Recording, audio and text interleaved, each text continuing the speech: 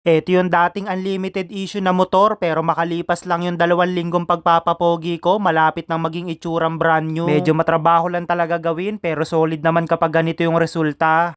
Bale, ito na nga pala yung day 10 ng Oplan Papogi nito ni Project Brusco, itong nabili kong napabayaan na Yamaha RXT. Dahil plano ko na nga pala to tapusin bukas, kaya lahat ng hindi ko pa nasasalpak na pyesa, ito sana yung gusto kong mailagay ngayong araw. Medyo napahaba na rin kasi yung series nito at alam ko marami na rin nag-aantay sa magiging resulta. Medyo nanggigigil na rin kasi akong madinig yung tunog ng makina nito, lalo yung tambutso. First time ko lang din kasi makakasubok nitong Yamaha RXT dahil hindi pa rin naman ako nagkakaroon ng ganito. Kaya kagaya nyo, medyo excited na rin talaga ako sa magiging itsura nito. Kaya bukas plano ko na sanang matapos lahat ng pending natin dito para masubukan na natin mai-rolling sa kalsada. At binilihan ko nga rin pala to ng bagong harness dahil yung lumang nakakabit dito medyo malulutong na rin tapos marami na rin putol. Para sigurado tayo walang magiging problema lalo na sa kuryente tsaka mga ilaw, mas maiging palitan na lang. Kaya ibinato na nga pala sa akin yung sunod na pyesa na ilalagay natin dahil naikabit na rin naman natin yung harness. Ilalagay ko na nga pala tong switch. Ito talaga yung isa sa nagbasakit sa ulo ko dahil sobrang hirap talaga humanap ng original na switch nitong RXT. Buti na lang may mga iilang seller pa na may old stock dahil wala na talagang production na dumadating dito sa atin ng brand new parts nito. Kaya din siguro medyo humaba talaga yung series nito dahil pahirapan talaga maghanap ng mga isasalpak na pyesa. Bale, tinanggal ko muna ulit yung switch, nakalimutan ko kasi hindi ko pa pala na isasalpak tong clutch holder, kailangan kasi itong mauna. Kaya tinula ko na nga pala yung papasok para mamaya may pwesto pa natin yung switch pati na rin yung hand grip. Medyo napakapal nga pala yung powder coat dito sa dulo kaya medyo masikip, kaya gumamit pa ako ng pangtulak para lang medyo sumagad dito sa dulo. Bale, may mga ilang pyesa nga pala ako na binili na galing pa sa ibang bansa, wala kasi talagang mahanap dito sa Pinas. Buti na lang may counterparts tong RXT na tinatawag nila na RX King sa ibang bansa. Parehas lang kasi sila sa itsura ng makina, medyo nagkakatalo lang ng konti sa disenyo pero halos same lang talaga. Para maipwesto ko na nga pala na maayos yung hand grip, ibinalik ko na nga pala yung switch. Bale, nang nilalagay ko na nga pala tong hand grip, medyo nagulat ako, masyado kasing maluwag, kaya kumuha nga pala ako ng electrical tape, binalutan ko muna para medyo sumikip sa loob at hindi umikot yung hand grip natin lalo nakatagalan. Kaya nung sakto na nga pala yung pagkakalagay natin na electrical tape, binalik ko na rin tong grip, buti okay na ngayon. Kaya kinuha ko na nga pala tong clutch lever, ipinwesto ko na rito, nilagay ko na rin yung tornilyo na lock niyan. Dahil plano ko na nga rin pala tapusin to si Project Brusco bukas, nag-iisip na nga rin pala kung anong isusunod natin project bike dito. Medyo marami-rami na rin kasi tayong nabubuo na motor, lalo na yung mga legendary noon. Kaya kung kayo yung papipiliin ko, sa tingin nyo, ano kaya yung pinakamagandang isunod natin na project bike dito kay Project Brusco? Kaya kung may mga napabayaan kayo dyan ng motor, message nyo lang ako, baka sakali mapag-usapan natin, malay nyo yun na yung gagawin natin project bike ngayon. Pero mabalik muna tayo dito sa mga sinasalpak natin na pyesa. Ikinabit ko na nga pala tong goma na clutch cover, pati nga pala yung side mirror holder, sinalpa ko na rin dito sa kabila para mailagay na rin yung throttle. Medyo maganit na nga pala tong loob ng cable kaya nisprayan ko muna ng WD-40 para lang malubricate yung loob. Tinanggal ko na nga rin pala sa plastic yung ikakabit natin sa throttle housing para ma-estimate ko kung sakto lang ba yung layo ng holder. Kaya pinasok ko na nga pala sa throttle housing tong cable, sa ako kinonekta dito sa manobela para ma-fix na rin natin to dito sa side. Siguradong mapapalaban talaga yung mga lamok dito sa garahe dahil bobombahin talaga sila natin bukas, lalo na kapag napay-start na natin to. Nakabor 100 na rin kasi to si Project Brusco kaya siguradong maingay na to, lalo na kapag tune pipe yung ginamit natin. Pero parang mas trip ko lang salpakan ng stock pipe para stock look lang talaga yung magiging itsura niya. Kaya kinuha ko na nga pala yung airbox nito para hindi na marumihan yung karburador. Iko-connecta na natin yung pinaka-hose dito sa loob. May nut nga pala akong kinabit dito sa gilid, yan yung nagsisilbing lock nitong airbox para siguradong hindi gumalaw lalo kapag tumatakbo na tayo. Nilagay ko na nga rin pala yung mga goma niyan dito sa mga bilog dahil yan kasi nagsisilbing stopper niyan pati dun sa may side cover. At sa wakas, moment of truth, may sasalpak na nga rin pala natin tong pinapowder coat natin dati na nanlilimahid na gas tank. Yung akala mo wala ng pag-asa pero halos naging brand new yung itsura, kaya shoutout nga pala kay AB Custom Powder Coating sa pagtirada nito. At para siguradong hindi mahulog tong gas tank, ikinabit ko na nga pala yung lock nut nito sa taas. Medyo hinapon na nga rin pala tayo sa paggagawa ngayon. Ito na nga pala yung mga naisalpak natin ngayong araw. Bukas siguradong tatapusin na natin to si Project Brusco para ma-rolling na talaga natin sa kalsada. So yun na nga, mag-update muna tayo ng mga natapos natin gawin para dito ngayon sa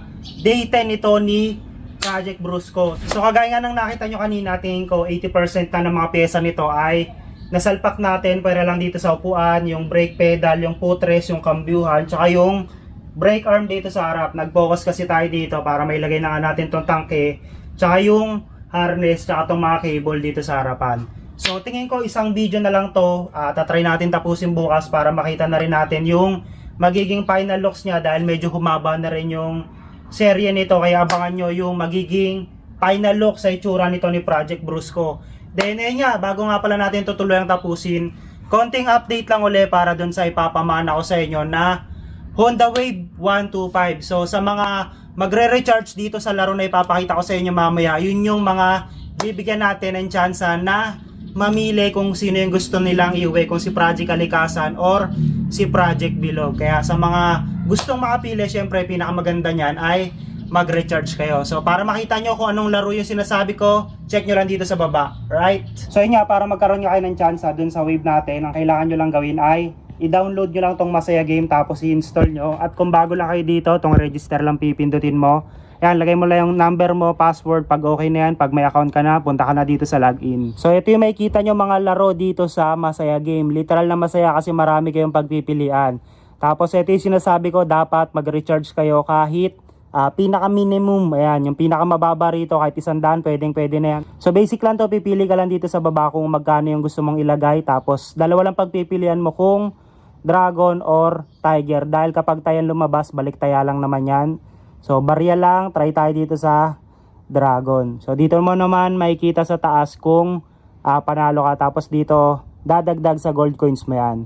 So ayan na, check natin kung buenas. Ayan na, Queen tsaka G's, mas mataas yung Queen, kaya olats tayo ng 10 piso. Ganun talaga, paswertihan lang to, pero madali lang tumaya dyan, basta medyo buenas ka. So sa mga buenas nga, yun nga, kapag malaki na yung pinanalo mo, pinakamaganda dyan, syempre i-withdraw mo na to, real time to, papasok sa Gcash mo yan, lagay mo lang dyan kung magkano. So ulitin ko, sa mga nag-register dito, tsaka dun sa mga nag-recharge, syempre bibigyan ko nga kayo ng chance na mamili kung sino yung gusto nyong ampunin, kung si Project Kalikasan or si Project Bilog. Basta mapili kayo ng comment picker, kaya ilapag nyo na sa baba yung SS nyo, right?